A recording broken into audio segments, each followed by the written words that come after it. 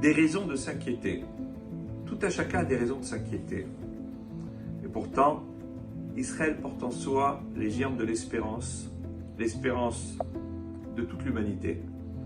C'est la Torah qui nous donne cette espérance. C'est le texte de la Torah, c'est l'histoire de nos patriarches qui, nonobstant les épreuves terribles qu'ils ont pu vivre, chacun, les uns après les autres, ont toujours gardé une foi inébranlable en Hachem, dans le Créateur de toutes choses, de celui qui fait tout ce qui est bien pour chacun d'entre nous. Et nous verrons dans la paracha de cette semaine, au tout début de Toledot, que Rivka, la seconde des matriarches, ne porte pas d'enfant pendant des années.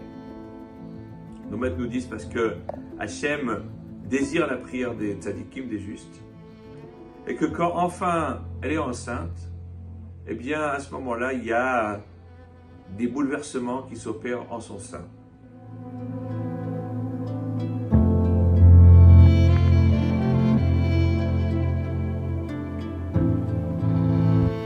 Vayitrotsetsu abanim bekirba.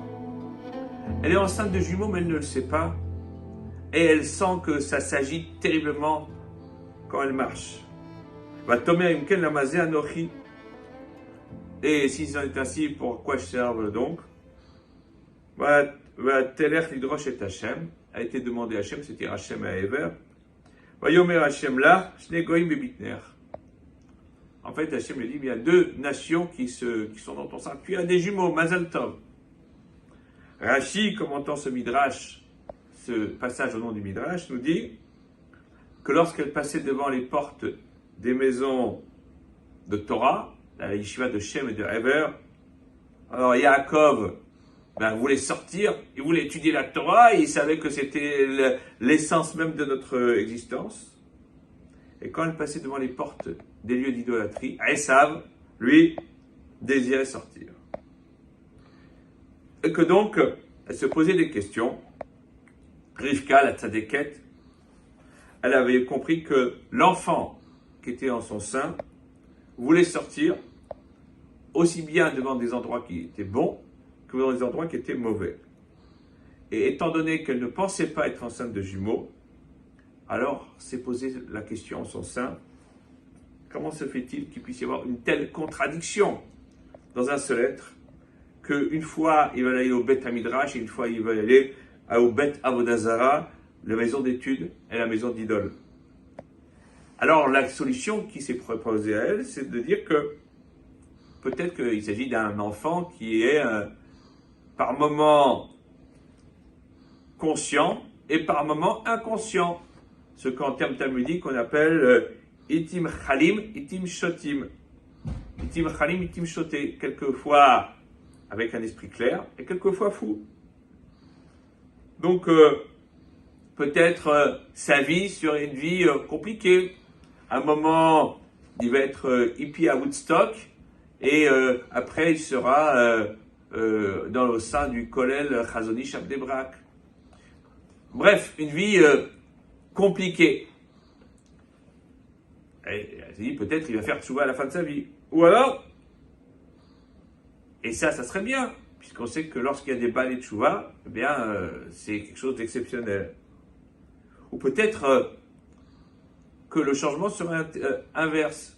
Un début de vie au fin fond de Méhachiarim, et après, une vie dans les boîtes de nuit de New York, de Londres ou de Paris. Et donc, ça lui a fait peur, et on peut le comprendre. Alors, si on regarde bien ce que dit le Midrash, pourquoi est-ce que Rivka avait en réalité une raison de s'inquiéter? Parce que ce qui est écrit dans le Midrash, c'est que d'abord, elle passait devant le Beth Midrash, et ensuite, elle passait devant la maison d'idolâtrie. Et donc, d'après le déroulé, il apparaissait que son fils unique, du moins le croyait-elle, aurait une vie qui commencerait par être religieuse, dans le bon sens du terme, et une vie qui se terminerait en eau de boudin, si je puis l'exprimer ainsi, c'est-à-dire totalement détachée de la pratique de la Torah des mitzvot. Et c'est pour cela qu'elle a dit « Imken Lamazianochi. Si c'est en est ainsi, à quoi servent donc? Toutes mes prières n'ont pas été pour ça. Mes prières a été pour permettre au peuple porteur de la parole d'Hachem d'émerger, d'éclore et donc de fournir quelque chose de bien. Et donc, mais comme elle n'avait pas de preuves pour cela, alors elle a été posée la question à Hachem et à Ever.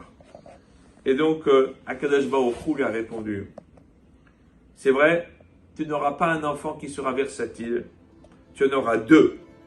Et à ce moment-là, alors son esprit a été apaisé, et elle a retrouvé ce qui doit être le fondement de notre vie, une confiance totale en Hachem, et de savoir que grâce à cela, il y aura des lendemains qui chantent. Shabbat Shalom.